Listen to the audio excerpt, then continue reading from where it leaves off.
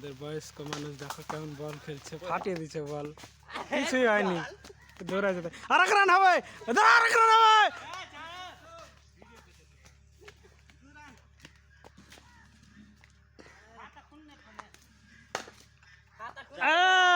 চার চার, হেভি খেলছে, প্রচুর খেলছে দেখছো বয়স্ক মানুষ। টাকলা চাল চাঁদিতে চুল নাই তাও খেলে ফেলেছে।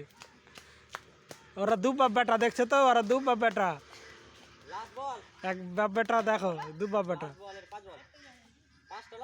আরো দুটো আছে লাও।